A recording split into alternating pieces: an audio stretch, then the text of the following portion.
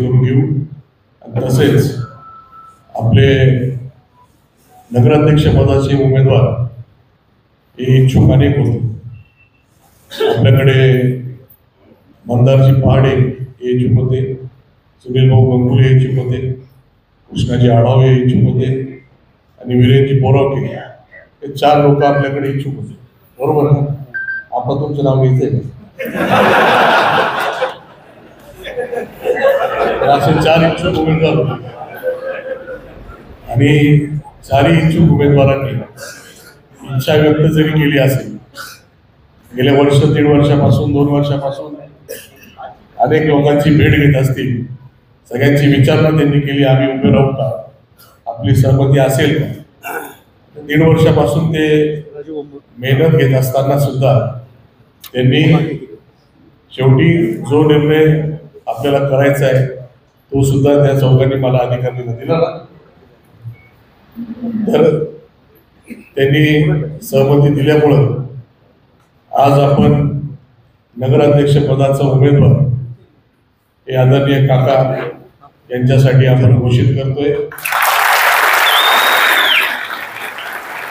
आहे असं मानून आता त्यांचा प्रवेश घेऊ आणि आज नगराध्यक्ष पदाचे उमेदवार ते जाहीर झालेले आहे। लवकरच उद्या किंवा परवा आपण नगरसेवक पदाचे उमेदवार जाहीर करणार आहोत।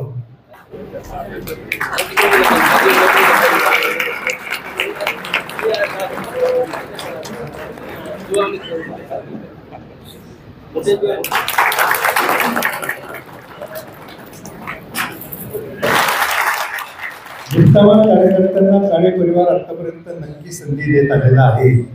सतीश कृष्णाने किती निष्ठावान आहे काळे परिवाराचे, किंवा सतीश शेठ तुम्हाला कधी काळे परिवाराने सोडलेलं नाही, असे निष्ठावान कार्यकर्ते काळे परिवाराला मिळाले आहेत आणि त्या परिवारामध्ये त्या पक्षामध्ये माझा समावेश झाला, माझा प्रवेश झाला, याचा मित्रांनो मला अतिशय आनंद होत आहे।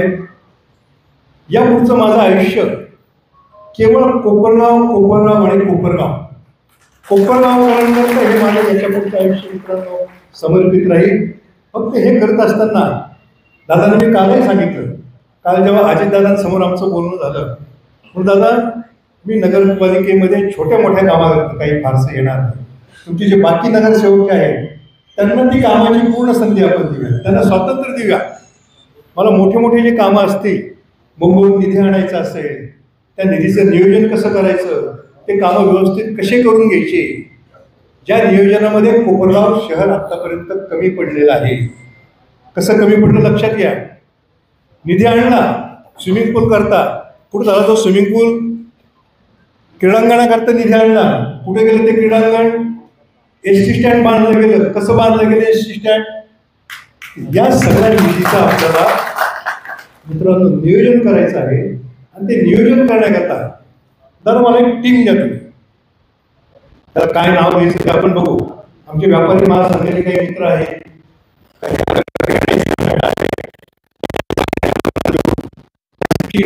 आपण मदत घेऊ, अशा ज्या विविध सामाजिक संघटना आहेत, तुमचं बार असोसिएशन आहे गावामध्ये साहेब, अशा कामामध्ये कोणी अडचणी आणणार नाही याची तुम्ही त्याच्यामध्ये दखल घ्या, कायदेशीर दखल, आणि ते काम कायदेशीर कसं होईल याची तुमच्या सरकारने सुद्धा दखल घेतली पाहिजे।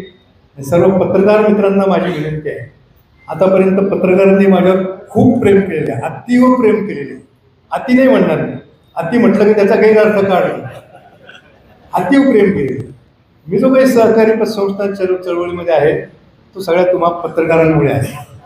माझ्या छोट्या छोट्या बातमीला सुद्धा राज्य पातळीवर तुम्ही प्रसिद्धी देता, आमचं मोबाईल टी व्हीवर त्याला प्रसिद्धी देतो, असंच प्रेम कोपरगावकरता माझ्यावर ठेवा।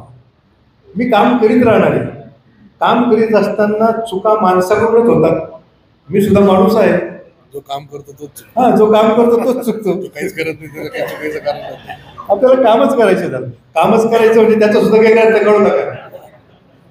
आपल्याला या कोपरगावकरता निश्चितपणे काम करायचं आहे मित्रांनो।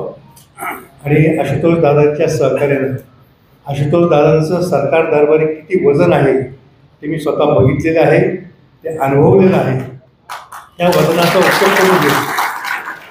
कोपरगाव हे गाव किमान नगर जिल्ह्यामध्ये तरी 1 नंबरचं झालं पाहिजे. त्याच्यामध्ये आपल्याला पालकमंत्र्यांची सुद्धा नक्की साथ मिळणार आहे. 100%. पालकमंत्र्यांचे दादांचे जे संबंध आहेत त्याचे माझे पण काहीतरी आहेत ना. तर पालकमंत्र्यांच्या सहकार्यानं, दादांच्या सहकार्यानं डबल पाहिजे.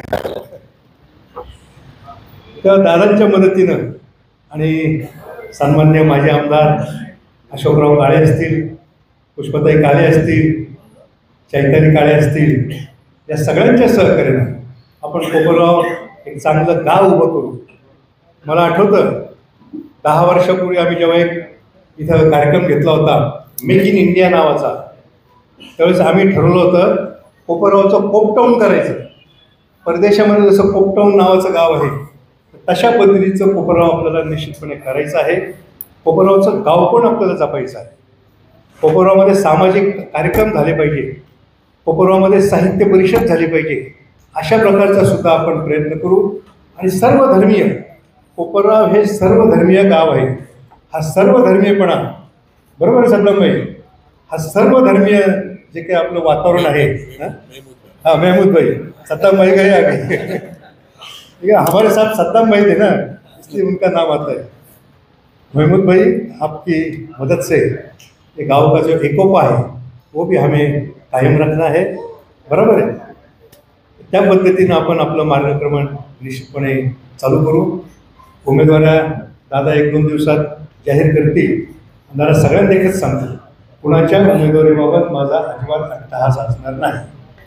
तर तुम्ही म्हणजे तुमचे जे काही निष्ठावान कार्यकर्ते आहेत, सुनील असेल, मंदार असेल, कृष्णभाऊ असेल, वीरेन असेल किंवा आणखी जे कोणी नगरसेवक आहेत, हां पार्लमेंटरी बोर्ड आहे, डॉक्टर गर्जे साहेब आहे, सतीश कुमार आहे, सतीश कृष्ण आहे, त्यांच्या सगळ्या मदतीनं तुम्ही जी टीम माझ्याबरोबर द्याल त्या टीमबरोबर तुम्ही माझ्यावर जो काही विश्वास दाखवलेला आहे हा विश्वास सार्थ करण्याचा मी निश्चितपणे प्रयत्न करेन. हा तुम्हालाही शब्द देतो आणि कोपरगावकरांनाही मी शब्द देतो की आपल्या स्वप्नातलं कोपरगाव आपण दादांच्या मार्गदर्शनाखाली, दादांच्या सहकार्यानं मी निश्चितपणे करून दाखवेल.